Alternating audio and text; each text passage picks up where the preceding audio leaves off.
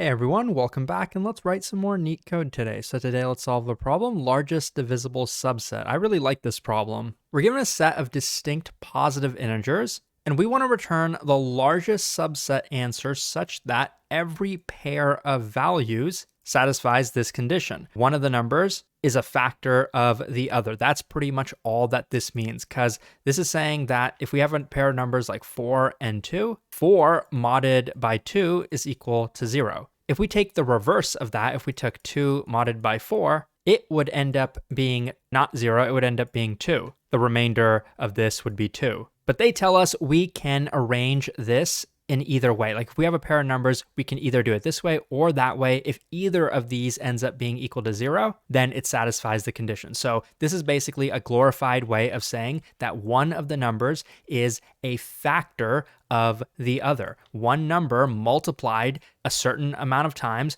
can equal the other number. This would also be a factor if we had 8 and 2. So 2 times 4 would be 8. So this is the first key observation that you really need to make for this problem. If you can't, it's difficult to solve it. Once you recognize this though, you realize that we can try to save ourselves having to do both of these. Wouldn't it be nice if we sorted the numbers, kind of like they have in both of these examples? If we sorted the input, then as we are iterating over the numbers, let's say 1, 2, 3, and we have 2 pointers I and j, then we don't have to try both of these. We can always take the bigger number 3 and try to mod it by the smaller number 2. And if this ends up being equal to 0, then it satisfies the condition. In this case, it doesn't. I think it'd be equal to 1, so it doesn't work. So this will be easy for us. And another thing to notice here is when they ask us for an answer, what we have to guarantee for the output, in this case, let's say it's 1, 2, 4, and 8, what we have to guarantee is that every possible pair is divisible by the other. But this second example kind of indicates that we don't necessarily need to do that. What I'm saying is, if we know that 1 is a factor of 2, in other words, 2 modded by 1 is equal to 0, and we also know that 4 modded by 2 is equal to 0. So 1 is a factor of 2, 2 is a factor of 4. Do we really have to check that 4 modded by 1 is also equal to 0? No, we don't, because that's just how math works. Now, 1 is kind of a misleading example because 1 is a factor of everything, but forget the 1. If 2 is a factor of 4 and 4 is a factor of 8, then we know for sure that 2 is going to be a factor of 8.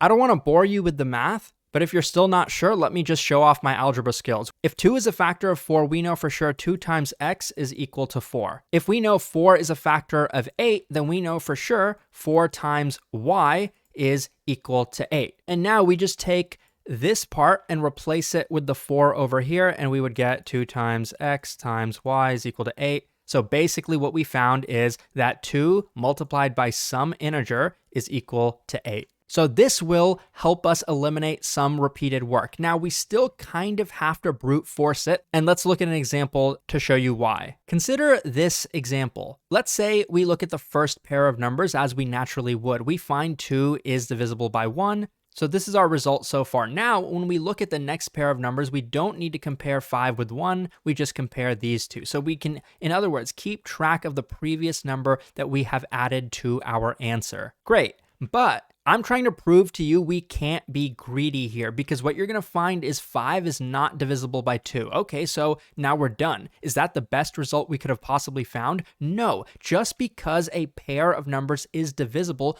doesn't mean we can't consider the alternative. We can consider the alternative where we skip 2, and then we would find 1 and 5, it's also divisible. So next we'd go to the next pair of values, 5 and 15. This is also divisible. Next pair of values, 45 divided by 15 is going to be 3, also divisible. This is the result. This is the longest. It's of length 4. We do have to brute force it, and the way we're going to do that is kind of how I just showed you right now. We're going to keep track of 2 variables, the current index that we're at, and a second variable called previous, which is the previous number we added to our sequence. Technically, we are allowed to skip the first number as well, by the way. So just keep that in mind. Because of that, the way we can start our sequence is by starting the index at 0 and having previous always be set to some default value 1, because 1 will always be a factor of any number because we know that every number in the sequence is going to be positive. So this is just like a trick to make this work out. It's not like a super important detail. Let me kind of show you what the tree would look like though. Starting at 0, 1, we can consider where we include the 1 in the sequence. Our sequence would look like this. Then we would move to index 1. And what would the previous element be in the sequence? It would be 1 still. So we can also consider skipping this first one. Then our sequence would stay empty and we would move to index 1 and our previous element would still be considered 1. I know this part is kind of confusing. It's a minor detail, so please don't try to waste too much time on it.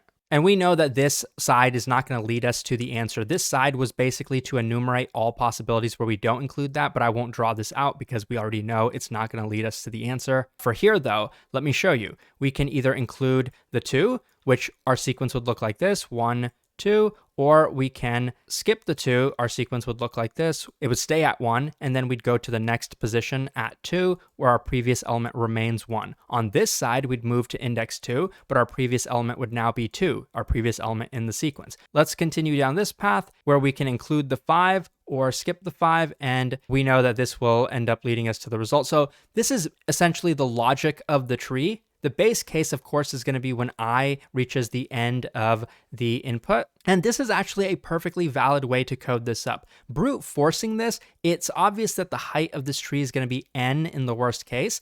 And we have 2 branches each time. Time complexity is going to be 2 to the power of n. But we have 2 variables. We can use these variables for caching. So the size of our cache will be bounded by these 2 variables. I is going to be the size of the input. The number of possible values for previous is also going to be the size of the input. So memory complexity is going to be n squared, and you can consider the time complexity as being n squared as well. The reason is because on each recursive step, we're not looping or anything. We're just doing a constant operation. We're doing a recursive call here and a recursive call there, and we're caching the result of each recursive call. There's just one catch. If we're caching a list, doesn't that mean the memory complexity is actually going to be n squared times the size of that list, which could get pretty inefficient, n cubed, right? The answer is no, and it's not easy to figure out. I actually first coded up this solution and I was surprised that it passed. So then I looked into it and I realized that the max size of a sequence is actually not going to be n in the worst case. It's actually bounded by 32. That's a special number, isn't it? You might now be able to figure out why it's bounded by 32 without me even having to explain it, but if you can't, let me show you. Let's say we start at 1, then the next number would be 2, then the next number would be 4, 8, 16, because we want the next number to always be a factor of the previous number. So the easiest way to do that is to double them. We could triple them as well, but actually that will lead us to a smaller sequence because the limit of this sequence is going to be bounded by 2 to the power of 32, because that is roughly 4 billion. First of all, it'll overflow in most languages. In Python, it probably won't overflow, but they do tell us that the max size of any element in the input is going to be, I think, roughly 2 billion or something like that. So basically, none of the sequences will ever be longer than 32, which is technically constant. So that's how I'm getting this time and space complexity from. So this is the code for that solution, and there's a reason I'm not coding it up in front of you because I'm actually going to code up a different variation of this solution in just a second. But I just wanted to give you this in case you wanted to pause the video or something. You can see here's the logic where we skip the element. Here's the logic where we include the element and we try to maximize the length on each time. We added caching here. Technically, this does pass on Leetcode, but there happens to be a better way. There is a way for us to actually make it so that we don't need to pass 2 parameters in. We can only pass a single parameter. Why would we do that? Because the time complexity will still remain n squared, but the memory complexity will be big O of n, because we won't need a cache of size n squared. It'll be of n. We just have one key for the cache. Now, how do we do that variation of this solution? Well, we're going to change the logic. Cache at I is going to be the longest sequence starting at I and including the number at I. The way we're going to do that is basically, instead of now having two variables and just making two decisions each time, we're actually going to take one of those variables, remove it, and now we're going to have to actually make many decisions. We're going to have to make a loop of decisions. Logically, it's going to look like this. We start at index I, let's say we're at 0. We know we have to include this element in our sequence. So our sequence looks like this. Now we go through every possibility. We can either go to index 1, we can go to index 2, we can go to index 3, and we want to find which one of these is going to lead us to the answer. And the reason we're doing this is because we do have to consider skipping elements. We have to consider maybe we skip 2 elements, maybe we skip 3 elements. Our previous solution did account for that, and we have to make sure this solution does as well. What we're going to find is that the sequence from here is just going to end up being 2. The sequence from here is going to end up being this whole sequence. The sequence from here would have ended up being this, and the sequence from here would have just ended up being this. Among all of those, which one is the longest? I think it was this one, and that's the one that corresponds to this decision. So among all of these, we would find the maximum and then return it. That's the idea. Recursively, we'd probably do the same thing. Like from 2, we would consider going to 3, and we'd consider going to 4. Which among these two is the longest? Probably the one from here. So we'd find the maximum, and that's kind of how the recursion will work. So let's code up this variation of the solution because it's more memory efficient. So let's code it up. The first thing, let's not forget, we do need to sort the input. It's not necessarily going to be sorted, but this won't really affect the time complexity because it's going to be n squared regardless. Now I'm going to write the recursive function. We just take a single parameter I, and the main base case is if we reach the end of the input, we can return. Now we're not going to return 0 because we know that this recursive function is meant to return a list. So I'm going to return an empty list as the default value. Next, let's consider every possibility. Well, we know we're going to be starting at nums of I. So we can initialize our result. Instead of being an empty list, we know we're going to include this element regardless. So let's go ahead and do that. And we can write the return statement. We know that's what we're going to return. But we actually have to compute it. So now is the part where we loop. We will consider every possibility. We go through every decision. So starting from I plus 1 all the way until the end of the list, we want to consider this, but we have to make sure that this number is divisible. We have to make sure nums of j is divisible by the current number, nums of I. Otherwise, it's not valid. So we do this, then we check DFS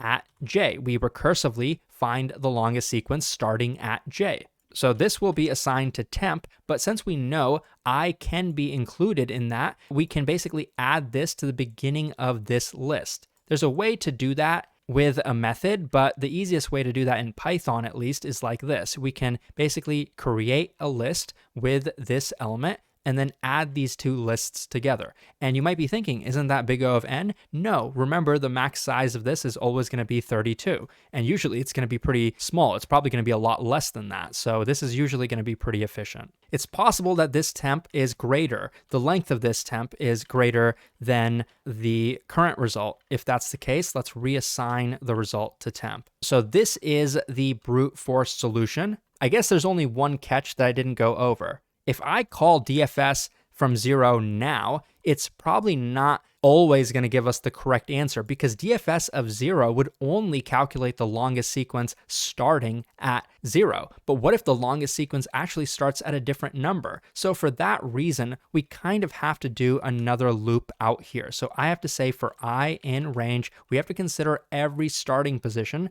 So I'll just do length of nums. And I'm going to declare a result out here. It's going to be an empty list. That's what we're going to try to return. And we're always going to set DFS to a temporary variable. And then we'll always check if the length of temp is greater than the length of result. Then let's assign the result equal to temp. There is some duplicated code here. There might be a better way to code this up, but the idea here is that this is memoization, but we are saving space compared to the previous solution that I showed you, which in my opinion, the previous solution was more simple. It looks like I forgot to actually add the caching, so let's do that. So we'll declare our cache up here, and we'll add a second base case for the cache. So if I is in cache, I want to save space, so I'm going to do this on the same line. Let's return cache at index I. I'm also going to move this to the same line. I want all the code to fit on the screen. So here, lastly, before we return, let's just make sure to cache the result. So cache is going to be equal to result. This is the entire code, but actually it looks like there is one bug, and I actually made this multiple times as I was trying to solve it myself. When we check if this is divisible by the other, we have to check that this is equal to 0, not that it's non-zero, which is what we were doing before. So sorry about that. And there's one other error over here. We're hard coding this to always call DFS on 0. We should probably change this to I. Again, sorry about that. Now let's run the code. And as you can see on the left, it does work. It's about as efficient as we can get it, but if you're interested in seeing the tabulation solution, I will go ahead and show you that now. So we're going to basically apply the same idea here, except we're going to do it without recursion. I'm going to follow the same logic, and for us to do that, we are actually going to allocate some space equal to the size of the array. So the cache is going to be of the same size. I'm going to go ahead and just draw that down here. Our cache is going to represent the same thing as it did before. And because of that, I'm actually going to iterate in this array in reverse order rather than front to back. Because if we were to go front to back, we'd have to change what this represents. Some people like doing that, but I think it makes it harder to go from the recursive solution to the tabulation. So I'll be doing it this way, but again, it's your preference. So what this is going to mean is we're going to go and compute the longest starting here first, because we know if we want to get the longest sequence that starts here and includes this value, we have to go to all of the subproblems. But how can we go to all of the subproblems if we haven't even computed them yet? Because we're not doing it recursively, remember? So for us to do that, we have to first compute all these subproblems before we can fill in the value that goes here. Well, the first subproblem is pretty easy, 45. What's the longest sequence starting at this index? It's just the list with 45. Okay, to compute this one, we might need to look at the subproblem. And starting here, let's just compare the elements. First, let's just check that the longest sequence that starts here is valid for this guy. For us to do that, we have to check that this is divisible by this. Remember, the array is sorted, so we know the larger element is always on the right. This is our J pointer, this is our I pointer, and these are divisible. 15 is a factor of 45, so this works. So now to fill in the value that goes here, we create a list with 15, and then we take all elements that are in this list and add them to here as well. So we would just take 45 and put it here, and this would go in there. I'm probably going to run out of space to put the actual list, so sorry about that. Now, just quickly repeating this, 5, we're going to look at 2 subproblems now. I'm going to redraw the pointers. So our I pointer would be here. We're going to consider if J pointer was here, check if these are divisible. Yeah, they are. So what we do is create an array with 5, take all the elements from this array, add them here, 15, 45, and now we have an array of 3 elements. We would also consider the opposite case where J would actually be over here. And this technically works as well. So we could create an array with 5 and 45. But this array is obviously not longer. So we keep the first array, 5, 15, and 45. At this point, you probably get the idea. 2, we're going to find that I is here, and we would consider J for all of these, but 2 is actually not a factor of any of these 3 numbers. So 2 by itself is going to be the array that goes here. And lastly, we know what's going to happen when I is over here. We're going to look at this, and we're going to find that 5 is divisible by 1, and then we're going to take all 3 of these elements, add it to 1, and then we'll have an array over here with 4 elements. That will be the result, and this is what I'm going to code up now. So I'm actually going to leave the code here for the recursive solution because you'll see how easy it is to go from the recursive to the tabulation. So I'm going to create that array that we were kind of looking at. And I could do it this way where we have an empty array for every number in the input nums. And so this would represent dp of I is going to be equal to the longest sequence that starts and includes I. But just like how in the recursive solution, we always initialized the result to the number itself, a list with the number itself, because we know it's always going to include that number. We can apply the same logic up here. We can always include n, because if the sequence starts at I, we know that at least the sequence will look like this. Of course, it might be longer as well. Now I'm going to go in reverse order just like I talked about. So for I in range length of nums, and a trick in Python you can do to go in reverse order is actually just wrap this in a reversed call. So this is a function as well, and this will basically iterate over the indices in reverse order. It's just a cleaner way to do it. And then we want to consider all possibilities, consider all subproblems. So for j in range from I plus 1 until the end of the list, we will look at this. And before we even consider the sequence, let's just make sure that the numbers work out. Let's make sure nums of j is divisible by nums of I, and let's not make the same mistake. Let's make sure this is equal to 0. And so if that's the case, let's create a temporary array, kind of like we did in the subproblem over here. I'm actually just going to copy and paste this because I want to show you how similar it is. Copy and paste. Instead of calling recursive function, the subproblem is stored in DP up above. So we can just say this. We can actually change this from a function call to being a lookup in our DP array. Here, we're going to do pretty much the same thing I've done down here, except we're going to store the result in DP of I, because that's what we're trying to compute. That's the problem we're trying to compute. Here, we were computing the same problem, but we stored it in result because that's what we were returning. And we also stored it in the cache as well. So we're kind of doing the same thing. So DP of I is going to be equal to temp if the length of temp is greater than the length of result. Otherwise, let's set it equal to DP of I. It'll stay the same in the otherwise case. That's pretty much the entire code. Now we've computed all of the longest sequences starting at every single index. But where does the result go? The result doesn't necessarily start at the beginning. DP of 0 isn't always going to contain the result. So to get around that, we could just look through here and find the largest one, or we could just maintain the longest one as we are building that array. I'm going to choose the latter. So here I'm going to declare result. It's an empty array. That's what we're going to return. So for us to do that, let's populate it. After we have found the longest one that goes in DP of I, and we know we found the longest after this whole loop is finished, out here we can say result is equal to DP of I if the length of DP of I is greater than the length of result. Otherwise, let's leave it as is. So this is the entire code. Unfortunately, it looks like I did have another typo. I don't know why I took the length of result here. I guess we were almost making it too similar to the recursive solution. Let's not forget that in this case, in this context, the result is actually DP of I. So we only want to reassign this if temp is longer than it. Otherwise, it stays the same. Sorry about the confusion. Now, though, we can run this code. And you can see on the left that it's pretty much as efficient as the previous solution. If you're preparing for coding interviews, check out Leetcode.io. Thanks for watching, and I'll see you soon.